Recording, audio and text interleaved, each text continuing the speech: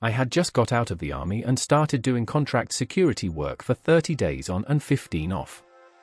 My wife was living in a house given to us by her mom and I in GA, and I was working in TX and driving back to GA at the end of every rotation. We kept the communication going well. At first I would call to wake her up for work and we would talk while drinking coffee over FaceTime getting ready for the day, and she would call and talk to me about her day on her way home from work. We never missed a call. During one of my rotations I started noticing slight differences in our communication patterns. When I would call some mornings she wouldn't answer until she was already in her car and on the way to work and was too stressed out to talk to me for long. Following that was the evening conversations. For instance, the calls would be made from her right as she got off and the day was just too stressful and she needed to listen to music on the way home and would offer to call me when she got home and unwound.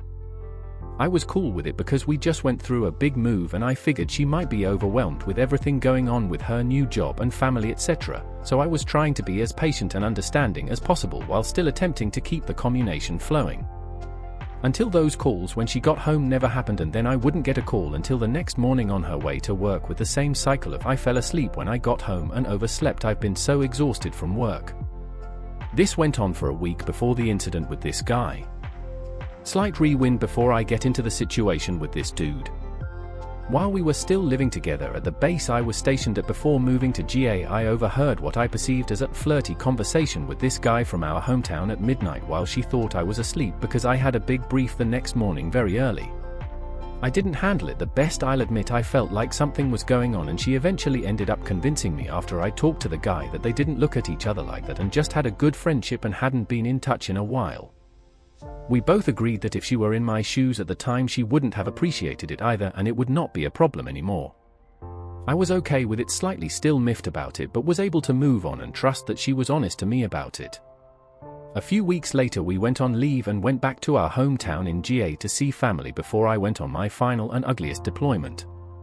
While in GA we went to our favorite taco spot and she recognized him and informed me that was him, and I said good, let's say hey. I was friendly to the guy, shook his hand firmly and looked him in the eyes before she says hey stranger and gives him a big hug. The way he looked at her after this, I could tell he looked at her as more than a friend. I addressed these concerns and she reassured me he may look at her like that but she does not view him the same way. I swallowed it and told her I trust you, and I did, so I brushed it off. Now back up to speed to the rotation where I noticed the communication changes. I started addressing the shift in communication I had noticed along with the location services we both used for assurance to start out of nowhere not work properly. I had begun to convince myself I was going crazy and reading too deep into it, and leaned on how tough my last deployment was on me mentally and blamed that, and even told her I blamed the deployment and asked her to be patient with me and give me a little reassurance when she could to keep my crazies at bay. The conversations on her end were always I understand, I'm sorry, I'll do better at talking with you more, etc. She didn't work Friday through Sunday, and that Friday morning after going through this spotty communication for a week she calls to say she's going to be hanging out with her mom and aunt all day and won't be around her phone much.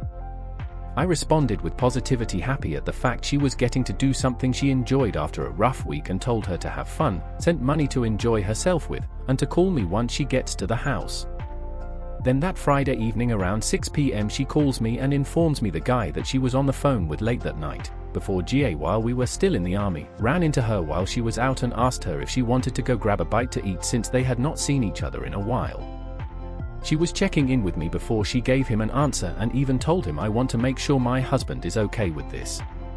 I felt as if she was respecting the headspace I was in and taking how I would view it into consideration, and I have female friends that I have done the same with, after confirming with her, so it wasn't a big deal at the time, and told her to enjoy herself, asked she give me some details about where they were meeting when she was able, and I sent her money so she didn't stress about that, and to imply to him that he isn't paying for my wife's food.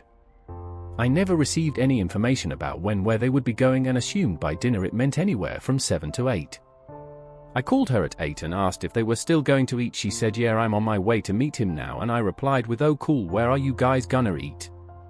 At this point I felt secure with everything and wasn't suspicious, so I asked this out of genuine curiosity. She then replied in a very defensive tone and asked why I was questioning her about this, and angrily said Buffalo Wild Wings, we're going to B-dubs and I'll call you when I leave. I love you, bye. This didn't sit well with how defensive she got when I was simply asking for the reassurance we agreed to before doing this, so I checked her location, which led to an apartment complex. At 10:15 p.m. she calls and said they had a good conversation about life and she left. I took it to the chin and realized I wasn't in the right headspace to have that convo without it turning ugly, so I dropped it overnight. The next morning she calls me and just casually starts talking about her day and plans she was excited about. I addressed the location issue and said, I'm not trying to accuse you of anything, I'm just wanting transparency. Did you guys happen to eat at his apartment last night? Your location showed you there for a bit, and again responded defensively with, I'm tired of being questioned and accused all the time, and I cut the conversation off there because nothing productive was going to come from that.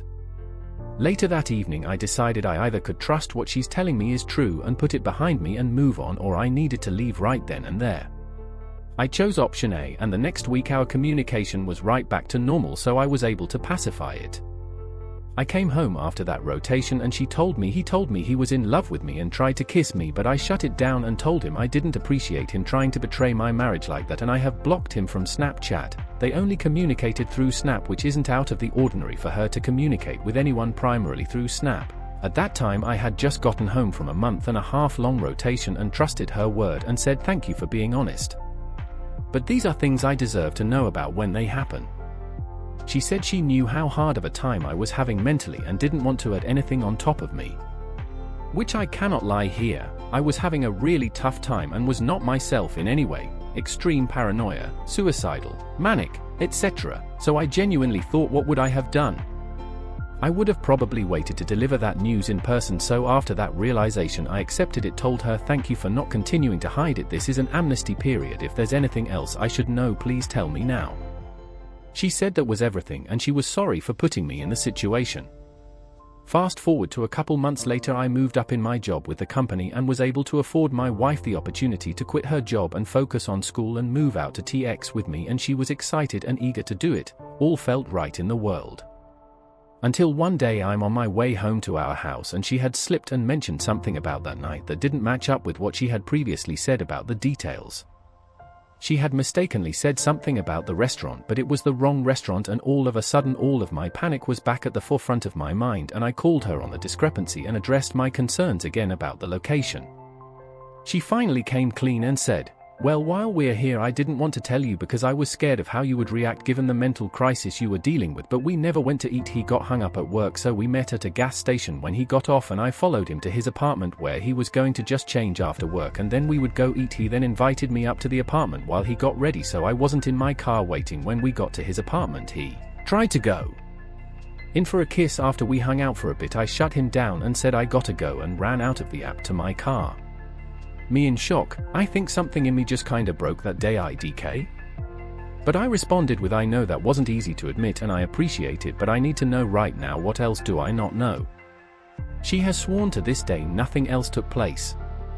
Now here at present day I own my own company, very successful for my age, and the talks of kids and buying a house together are taking place, and I feel like I'm not able to fully commit to continuing down this path with her because I can't get the thought of there being something else I don't know coming up randomly and wrecking me completely. So my very long-winded question is, do I leave her because I'm rocky on if I'll be able to fully trust her again? Or do I fully commit and take the plunge into making irreversible decisions to pursue a future together because things have been great between us for a while and it's just us in TX, no distractions, friends, family, etc. Any insight, advice, or telling me that I'm the problem are absolutely welcomed. If I'm the problem here, I would love to know, and to anyone that read through this entirely and has insight, just know I really appreciate you and needed you to read this. Thanks in advance for listening to my long-winded craziness, guys. Update. Man, you guys are awesome, even the ones giving me the tough love LOL. Work has been insane, but I've been able to read through most of these comments but haven't been able to hold the conversation like I'd like to, but I have decided it's time for me to get in front of a lawyer and talk options. I have an appointment with one in a few days and I'm going to protect as much as I can while trying to remain fair in the outcome. This was by far way more of an eye-opener than I expected to get out of making this post, and I cannot thank all of you enough. I'll do my best to start responding to the comments I can.